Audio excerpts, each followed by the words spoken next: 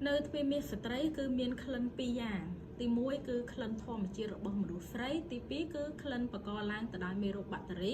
ឬក៏ដោយសារតែបញ្ហារលាកស្បួនខាងក្នុងភាគច្រើនស្ត្រីអាចសម្គាល់បានថាក្លិនដែលបកកឡើងទៅដោយការរលាកឬក៏មេរោគគឺអាចមានក្លិនជូរក្លិនឆ្អាបក្លិនឆ្អេះក្លិនស្អុយក្លិនខ្មិចឬក៏ក្លិនមួយទៀតគឺពិបាកក្នុងការទទួលយកតែម្ដងចាហើយចំពោះបញ្ហាក្លិននេះវាគឺជាឧបសគ្គមួយសម្រាប់ស្ត្រីដែលធ្វើឲ្យគាត់មានអារម្មណ៍ថាបាត់ទំនុកចិត្តលើខ្លួនឯងខ្មាស់អៀនខ្មាស់ដៃគូហើយនឹងមិនហ៊ានចេញទៅខាងក្រៅ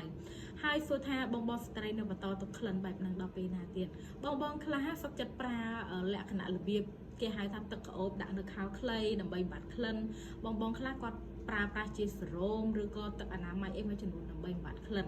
ក៏ប៉ុន្តែនៅពេលដែលគាត់ប្រើប្រាស់មិនបានត្រឹមត្រូវគឺធ្វើឲ្យគាត់ទៅជាស្ងួតទៅជារលាកទៅជាមានបញ្ហាលើដើមដូច្នេះសម្រាប់បណ្ឌនារីបងស្ត្រីដែលគាត់មានបញ្ហាក្លិនអត់បាត់ហើយចង់បានដំណោះស្រាយដែលល្អមិនប៉ះពាល់ទៅលើសុខភាពអាចតាក់ទងមកកាន់អ្នកគ្រូបាន